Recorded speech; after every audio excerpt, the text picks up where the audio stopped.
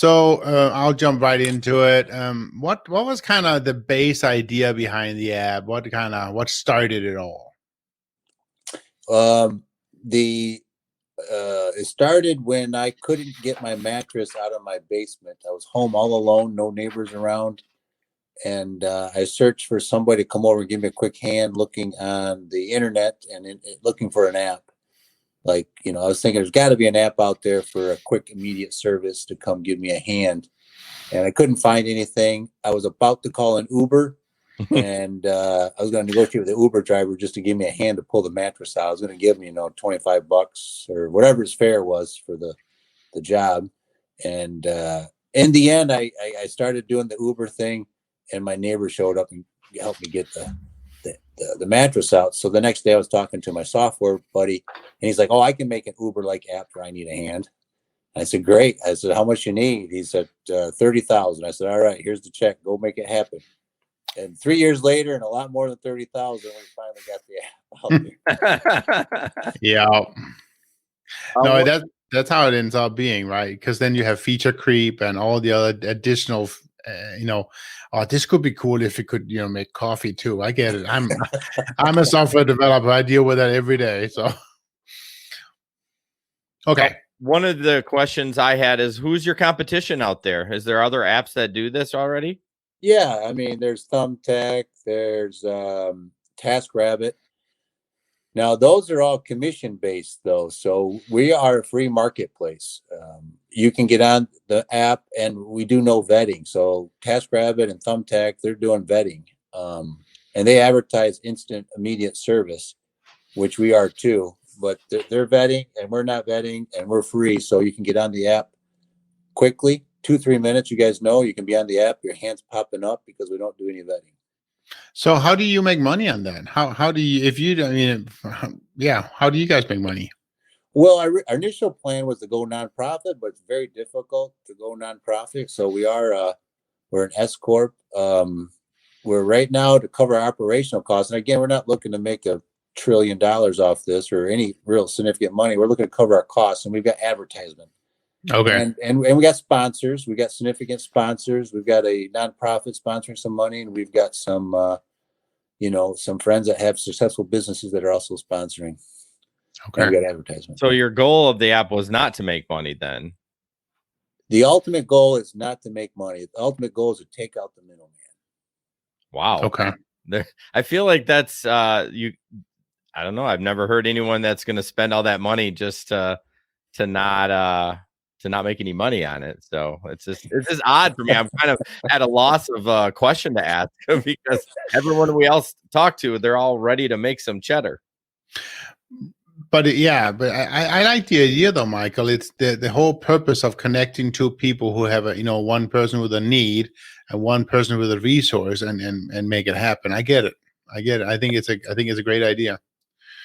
So when we're looking at that and kind of thinking about that, when you say your purpose is not to make money and you mentioned nonprofit and stuff. So what is your main target audience for either side? I mean, obviously I understand that you do want the people, providing the services to get some kind of a compensation. I get that. But what is it? What do you see yourself? What do you see the main target audience? Is this like seniors who needs help? Or is it, not just handicap, but what do you think your target audience is? Good question. My vision is the target audience is that that person that has a established life. It's got a decent income and has needs around the house that they can spend the money to get someone to do the task. And then the younger person that doesn't have much to do, that is looking for some extra money, can connect with those people. So I love the example of raking leaves. The older generation, maybe they can't get out and run the rake like they used to. And there's probably a kid down the block, 2-3 doors, sitting in his basement playing video games that would be happier than hell to make $25 in an hour raking leaves. Right. Well, and I'm sure there is, but that brings me right into my next question about security. You said you guys don't do background checks, right? Correct. And I understand that probably one of the reasons you're doing that is because you want people to dig right into it. But do you have any kind of concerns at all about not doing it? I mean, what happens? So I have a 15-year-old boy, right? I'm not sure I'm that comfortable just sending him down 5-10 houses if I don't know the people.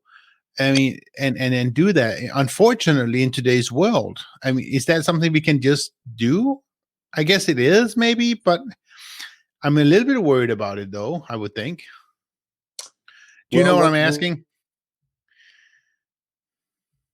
I think we lost sound, Michael. Hey, Michael, we can't hear you. Oh, I just gotta. There we go. It's back. Yeah, it's not much different from the neighbor kid putting flyers in everybody's mailbox saying, "Hey, I'm available to do odd jobs around the house," right? Or odd jobs. And the neighbor calls them up that's 10 doors down.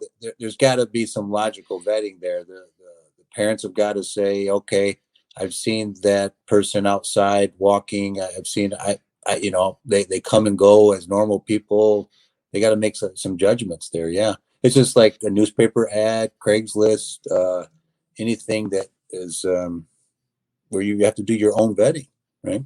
Right. So you must have something in your terms of service or when they sign something that says you're not responsible for any of that. Because with the such a sue happy society, I think that would be an issue. Correct. That's in the terms of usage. And one of the big reasons why we don't have that liability is we're not taking any money in via the app and giving out any money. So the money exchange is directly from the service provider, from the customer to the service provider. So we're just making the connection. They're responsible for the vetting and the money exchange. Okay. Yeah, it's just so bizarre to me that you don't want to make money. Like it's just so weird because why would you spend all that money on creating an app? Because I'm sure you've spent well over 30,000. Yeah. Well, I've been having a ball with it. I've been a service provider and I've been a user of the app. I've had young kids come over and move dirt in my yard. And I just love making that connection. It almost made me cry when I went to my neighbor across the street who's been dying to get someone to help him out, made the connection with the app. And he was on television. He was on the Fox 7 news program. And he was ecstatic. He used the kid for 2 days. Yeah. And for me, that just sends chills down my body to make that connection. I kind of feel like God put me on this earth to help people connect. And this is what I'm doing. This is what we're doing with this app. So are you maybe I missed it before we started, but what do you do for your day job then? I am in the automotive industry. I'm right now I'm doing consulting work, helping companies, get back on track, crisis management, problem resolution. Okay. All right. Nice.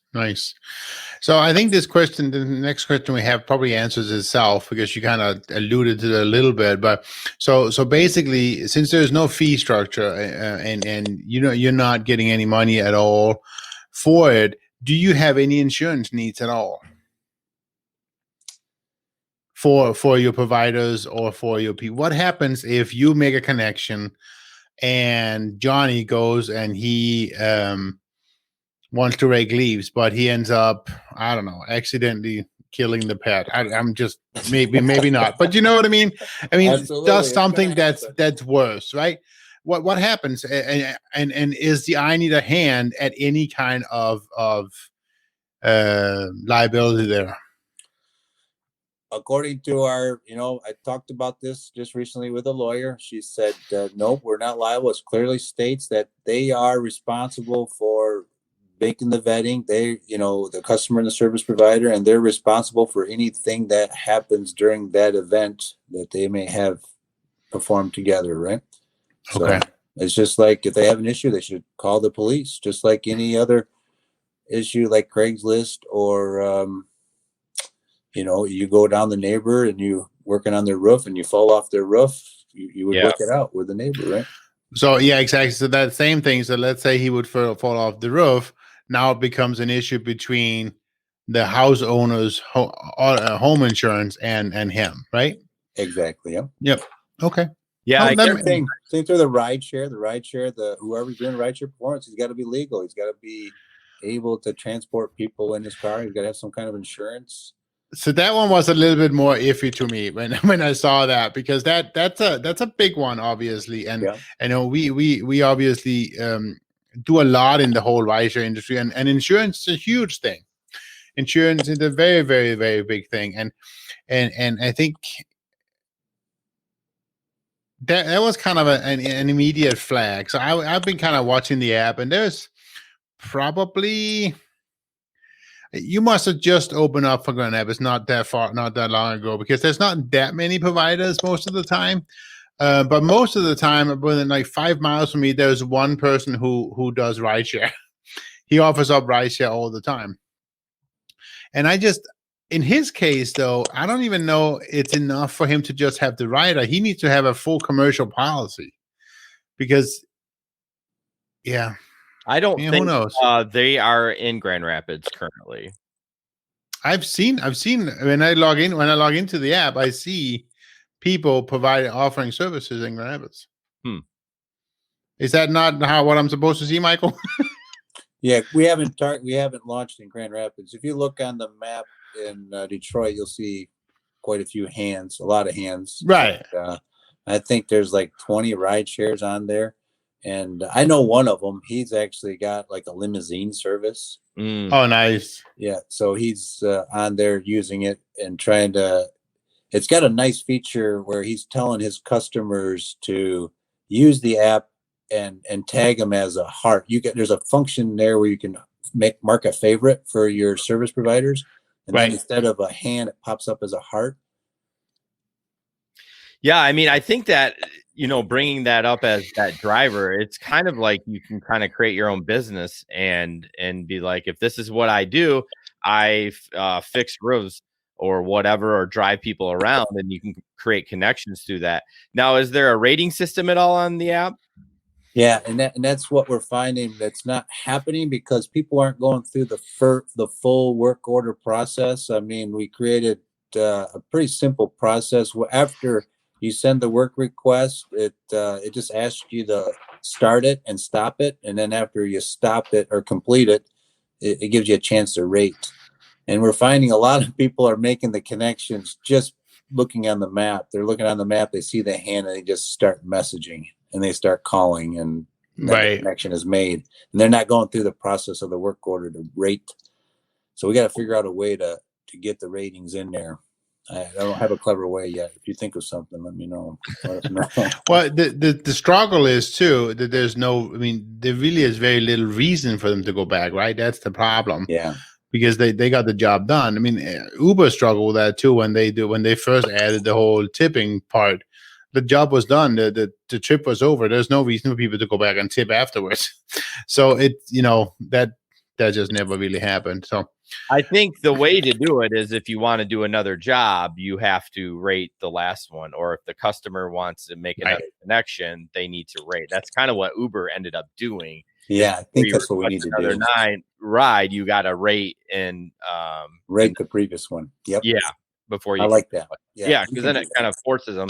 Doesn't mean they have to write anything, but at least they can give some stars, and that way you can kind of weed out the people. And I'm sure the customers would love that too. Like, oh, this guy's 2 stars. Like, ew. Well, and the other thing you could do is, if you don't rate, you could just have it be negatively affecting your own rating. Then that's gonna stop real fast too. Yeah, you lose the star automatically if you don't rate the right. Exactly. There's got to be a reason for people to come back, right? So very good. I like. So that. The next question we also don't need to talk about. Let's talk about the craziest story so far. And I know you mentioned the one from your neighbor, but there must be another one. You can talk about that was a connection that you're really proud of having made or been a part of. Well, I had one. I'm on there as a handyman. The guy sent me a work order. And this gives you an example of the security that he's put out there. So I saw the first address on the work order. It's fortunately available, so I accepted the work order, and I was en route to the destination following the process in the app, because it gives a nice map. After you accept the work order, it tells you exactly how to get to the work site. So I was following along, and all of a sudden he starts calling me, and I said, "Hey, I'm on my way. I'm about 5 minutes away." He's like, "Oh, no, that's not the work site." Oh, So you know what he did? He was just out there. He didn't want to release his home Right. address until he's validated Oh, me. Right. okay. Interesting. So that's a good idea too. That brings up another point, right? Is that maybe you do want to put in that extra step of validation into the app. Are you ready to show the address, kind of thing? Maybe that kind of stuff. That's because we do have a patent pending technology for the service provider. It's called pinned and radius. So the pinned is you can pick a location nearby if you're not comfortable sharing your exact location. Right. And then the radius is that you can limit the radius of exposure. So if you only want to service your neighbors within 1 mile, you can put a 1 mile radius, and only neighbors looking inside that radius see you on the Right. map. I have just a question. I just throw it out there because we're kind of talking. Why not have the provider pay for a background check? Great question. In fact, we are in the process. We're talking to there's lots of vetting companies out there. We're going to give the option to the service provider and the customers to vet themselves and have a special certificate next to their name. That's a great idea. Yeah, I wouldn't mind if the customer didn't have one, because I wouldn't expect if I was going to go do a work at my neighbor's house for them to have a background check. But I think if I signed up for this app and that was an option, I would get one, whatever, as long as it was in reasonable amount of money. Right, and it's not too bad. I'd be like, hey, No, I want my people to know that I've been background checked and it's all good. And yeah, I think that would be an amazing. I think the big one that all the big people are using is Checker, and it's pretty easy to use. I understand. It's checkr.com. Both Uber is using that. I think Lyft, maybe, I'm not sure actually, but several of the other ones are using that one, and they have systems that ties into them, so it's all done. It's all done programmatically. And I love the idea, Jason, what you were saying. It's just having the provider pay for it himself or herself, and then have a little, It's a business expense. Exactly. No, exactly. But then what you would do is you would just put that onto the app, saying that whether you want to call it verified or whatever you want to do, so the people can come in and you can click on it. You can maybe not see the full background check, but at least see stuff such as he's not on the. I just need a check mark. I don't need all this. No, but we're overcomplicating. but maybe at least somewhere in the app, tell them what that check mark means. Right. Oh, absolutely. And there's probably a place for a profile, I assume, where you can put your picture and right your experience and those kind of things. But yeah, I think having those features would be great. I know that one of our sponsors, Oil Uber, has had it's pretty tough to integrate that into the app and the website. I guess that's what they were complaining about. But you can run them manually pretty easy, I guess. So I don't know. That's just what I heard. Just adding on to that Checker, there is a spot in your profile to put links. Okay. So, for example, I have a certificate on Home Advisor. Okay. Yep. As a handyman, so I put that link to that certificate in my that's profile. huge. That's a good idea. Yeah. Interesting. So that's easy to do, and you can paste your Facebook link. You can paste your LinkedIn. So it just gives more information to validate you. Right? Well, that's such a good idea, because I know when I buy stuff on Facebook Marketplace, I immediately go to their profile because I'm like, okay, where does this guy live? Like, what's he posting? I'm not trying to judge them, but if he's like flashing gang signs and's got a pistol and something, I don't think I'm going to do business with him. Not that I've experienced that, but and if he's only got like 2 friends, right? Yeah, right. And even Facebook has that rating system too. So I've never had a bad experience on there. But so moving forward, when do you anticipate on expanding as far as in Michigan? So we just launched in my hometown, Athens, East Leroy, Climax, and Scotts, what we call ACES region. And we did that last week. And our goal is to do Lansing in November. And then I'm hoping we get over to Grand Rapids in January. Okay, cool. You gotta go faster than that. I have a big pile of trash I gotta get moved. Come on. I can really see you pitching this as an app to grow your own business. I really can. It. That's what it sounds like to me. An app to grow your own business. Are you gosh, there's somebody in our next door group that they get so many rave reviews of the work they do, and they're just, they do landscaping and lawn cleanup. I just feel like that. What a great way to connect with a lot of people and to say, hey, this is my profile. This is what I do. So I think it's great. I want you to make money though. You invested all that time and money. I just feel like you should make a little bit of money. I don't know, or someone buy it from you and then you can retire. There you go. Well, maybe go out and get sponsorships from some of the big local home improvement stores and stuff like that, and put ads like of them into the app. So. Yeah, there's a button there. It says in the about section, it talks about help the cause, and we do have a sponsor section. We got two sponsors that are going to go on to that probably in the next weeks, and we're looking for more. It's not too bad of a price. It's $500 to get on that page. For how long? For we were thinking about 1 year. 1 year to be on there. Okay. And not list. It's a list. It's just like, National Public Radio, have their sponsors. Yeah. And that's kind of the same idea that we're thinking. And then we give them access to the link. So we'll have all the sponsors, and we're thinking about putting the ones that donate the most on the top. Right? Well, yeah. And then as you go down, you can see who's sponsoring the app, who believes in the mission. And then if you click on those sponsors, it goes to their link. Ooh. Jesper, we may have to have an off-camera conversation. I know what you're thinking. We don't have any money. Hey, I think that's reasonable. Well, I was going to pitch to you if you were. I didn't know it was. Obviously, I didn't do my research as well as I should have, but I always pitch to the interviews I have. I'm like, hey, we are looking for sponsors on our show. Well, yeah, let's talk off camera, because I think you guys are doing a great thing. Okay. I mean, how are you guys making money? How are you covering your costs? Well, we have sponsors. We have Irvine's Auto Repair in Grand Rapids Hybrid. They've been a sponsor for a while, and then they signed for a year. So we've had and then we have Oil Uber, and so they come and go, but we don't charge that much either. So we're not like yes, we're national, and I'm honestly our second biggest audience is in California. But yeah, that's kind of how we're covering our costs. Yeah. And Michael, we're not making buco bucks either.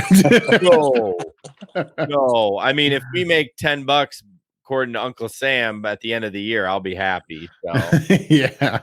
Well, you guys, you know what I call you guys? I call you guys the voice of the gig economy. Well, I like that. We're looking for we actually got an intro guy that we've been working with, and we had one for a while, but we got rid of it because we actually rebranded. We used to be called GR Rideshare Adventures, but then as the gig economy blew up, I'm like, man, we need to rebrand. So we're looking. That's good. The voice of the gig economy. And you guys know what the face of the gig economy is. Oh gosh. Who? Come on, it's not that easy. What are we talking about here? Oh, I need a hand. That's our one of our slogans. Face to the gig economy. Oh, I didn't know that. I'm sorry, Michael. That's again, we did not. I haven't put it out there very strong. I have not seen that, and I even have had the app installed several. And I haven't publicized it, but that's just a thought. What did you guys think about that slogan for us? Face to the gig economy. Yeah, I like it. Yeah. I mean, or a hand for the gig economy. Right. A hand for the gig economy. Because your logo is a hand, your name is I Need a Hand. So might as well throw that in there. One of the things that I like a lot about I Need a Hand is it doesn't provide one bucket. We talk a lot about buckets. We talk a lot about creating several different buckets in the gig economy. And it's very important not to just have one gig. Because one gig can change or disappear or whatever from day to day. And I think your app provides many different kinds of buckets for a true gig economy worker. You don't have to just do one thing. You can do rideshare, you can do help, you can do shopping, you can do anything using the I Need a Hand app, right? And I think so that's interesting. It's not like most of the other services, they provide one bucket, and you have to sign up and be vetted by each service. Like Shipt, it's only one bucket. Uber, it's one bucket. Lyft, one bucket. I mean, it's the same thing all the time. Whereas I Need a Hand, there's many different services you can provide. There's many different buckets in there that you can open yourself up for. Just tying back to what Jason said a moment ago, it's a really a way for you to very, very quickly expand on your business if you want to just be your own boss. Grow your own business. Yeah. I like what you guys are saying. I know. I see you writing stuff down. I appreciate that. you guys are very important. Yeah, and we gave you some stuff. So, Michael, well, thank you so much. Thanks for the time. I really appreciate that. This first is going to go out to our Patreon subscribers, and then in about a month later, it'll go out to the regular public. So we like to reward the people that. That's another way we make a little money. Is Patreon. So this will go out to them first, and then a month later, it'll go out to our regular feed. So I wouldn't be able to share it with I'm going to share it on my Facebook. So I wouldn't be able to share it until. It'll be a couple of weeks, probably. Like about a month from now. So okay. I'll give you a heads up. Yeah, give me a heads up, and I'll really promote it. We've got like 5,000 followers on our Facebook page, and nice. Yeah, we'll boost it. I'll even pay a little money and boost it. Oh, geez. Well, thank you. So what we'll do is we'll post the video and the audio. So the audio will go to the podcast directories. I'll edit it up and add an intro and all that. And then the video will go on like YouTube and then Facebook and all that stuff like that. Great. Yeah, I think you guys being the voice of the gig economy, us being the face of the gig economy, we gotta hook up. That's right. Sounds like a plan.